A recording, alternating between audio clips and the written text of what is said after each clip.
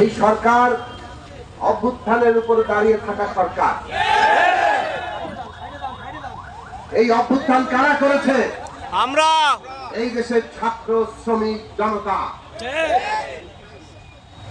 এই দেশের তরুণ ছাত্ররা, তরুণ শ্রমজীবীরা, তরুণ শ্রমিকরা, কর্মচারীরা, তারা সবাই জীবন দিয়ে, শিশু, নারী, বৃদ্ধ, বাঙালি, চাকমা, হিন্দু, মুসলমান সবাই মিলে কিন্তু এই বাংলাদেশটা নতুন একটা যাত্রায় নিয়ে, এই বাংলাদেশে কেউ খাবে কেউ খাবে না তা হবে না।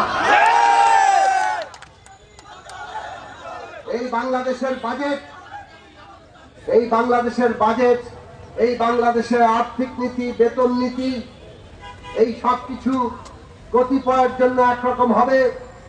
সরকারে যারা পলিসি মেকার, ক্ষমতার কেন্দ্রে বসে আছেন, তাদের জন্য একরকম হবে। আর দেশের লক্ষ লক্ষ কর্মচারীরা, লক্ষ কোটি শ্রমিকরা, কৃষকেরা, তাদের জন্য আরেক রকম হবে।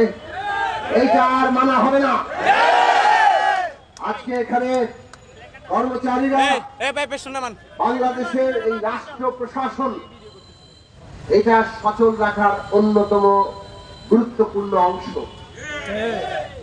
কর্মচারীরা ছাড়া একদিনও প্রশাসন চলবে? কাজেই কর্মচারীরা যেহেতু এক গুরুত্বপূর্ণ অংশ, তাদের প্রত্যেকের জীবনের মর্যাদা, তাদের জীবনের সেই মর্যাদা রক্ষার জন্য তাদের আয় এবং তাদের সকল সুযোগ সুবিধা আপনাদের নিশ্চিত করতে হবে। আগামী বাজেটে মহার্ঘ ভাতা সহ এই যে নানান দাবি, সিলেকশন গ্রেড এবং ইত্যাদি, এই সকল দাবি আপনাদের মানতে হবে। এমনিতেই সরকার তো দুই নীতিতে চলছে, দুই নীতিতে, এখন তিন নীতিতে চলছে। এক সরকারি অফিসে কর্মচারীরা আছেন, এখন বিশ্ব ব্যাংকের পরামর্শে তারা কর্মচারী নিয়োগ দেওয়া বন্ধ করে দিয়েছে।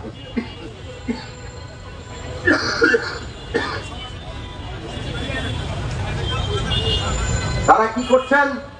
আউটসোর্সিং করে লোক আনছেন। এই আউটসোর্সিং কর্মচারীদের জন্য আমরা লড়াই করছি।